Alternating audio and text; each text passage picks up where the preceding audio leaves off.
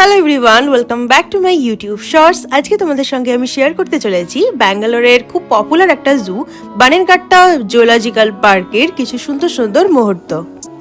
তোমরা অনেকেই হয়তো জানো আমি অফিসের কাজের জন্য ব্যাঙ্গালোর গেছিলাম, আর সেখানে আমি মাসখানেক ছিলামও। তো সেই কাজের ফাঁকে আমরা চলে গিয়েছিলাম ওখানকার খুব পপুলার বানেরঘাট্টা জুতে, এবং সেখানে আমরা একটা জঙ্গল সাফারিও করেছিলাম। আর সেই এক্সপিরিয়েন্স তোমাদের সঙ্গে এই শর্টসগুলোতে আমি শেয়ার করে নিতে চলেছি।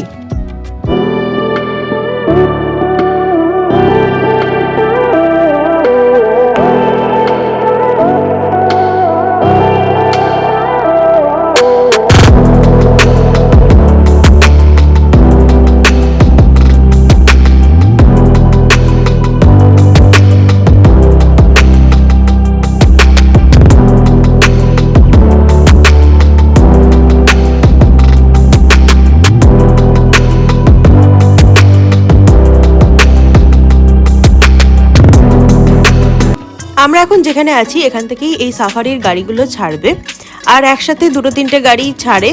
আর এই সাফারির গাড়িগুলো পুরোটাই সেফ, পুরো নেট দিয়ে ঘেরা। গাড়ি স্টার্ট দিয়ে দিয়েছে আমাদের। বাটারফ্লাই পার্ককে পাশে রেখে আমরা এখন এগিয়ে চলেছি ডেন্স ফরেস্টের উদ্দেশ্যে। আর এই ব্যাঙ্গালোর যেহেতু ব্যাপারটাই পুরো পাহাড়ে, তো এই জুওলজিক্যাল পার্কটা একেবারে পাহাড়ের টপে।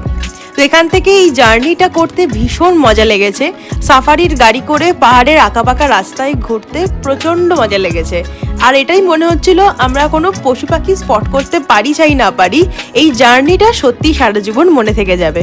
তোমাদের সঙ্গে ছোট্ট করে এই জার্নিটা শেয়ার করে নিচ্ছি, দেখতে থাকো। প্রথমেই আমাদের সঙ্গে আলাপ করতে আসলো একদল হরিণ, আর এদের এই সাধারণ জীবনযাপনকেই আমরা ক্যামেরায় বন্দি করার চেষ্টা করছিলাম সবাই মিলে। এই প্রাণীটাকে হয়তো বাইসন বলে, আমি ভুলও বলতে পারি। তোমরা যারা চেনো তারা অবশ্যই কমেন্ট বক্সে কমেন্ট করে জানিও। জঙ্গলে ঢোকা থেকেই আমরা ময়ূরের ডাক শুনতে পাচ্ছিলাম। তারপরেই আমরা স্পট করতে পারলাম ঝোপের আড়ালে লুকিয়ে বসে আছে এই ময়ূরটি। ময়ূর দেখে আমাদের গাড়ি নিজের গতি যখন নিল, তখনই আমরা দেখতে পেলাম পাশে এক দল হাতি। এরা নিজেরা নিজেদের মতো খেলা করছে, ঘুমাচ্ছে, খাচ্ছে। আর এদের এই মজার মজার মুহূর্তগুলো আমার ক্যামেরায় বন্দি করার আমি চেষ্টা করলাম। আমাদের সাফারি গাড়িগুলোর সাথে সাথে এই ভাল্লুকটাও সামনের দিকে এগোতে থাকলো। এত কাছ থেকে এতগুলো ভাল্লুক আমি সত্যি কোনোদিনও দেখিনি। আর একদম মনে হচ্ছিল যেন আমি কোনো অ্যানিমাল প্ল্যানেটে চলে এসেছি, এত ভালো লাগছিল দেখতে। তো এই শর্টসটা আমি আর বড় করছি না। নেক্সট শর্টসে তোমাদের সঙ্গে বাঘ মামা, তার সঙ্গে সিংহ, সবার সঙ্গে দেখা করাবো। এই ভিডিওটা কেমন লাগলো অবশ্যই কমেন্ট বক্সে কমেন্ট করে জানিও। সবাই খুব ভালো থেকো, সুস্থ থেকো।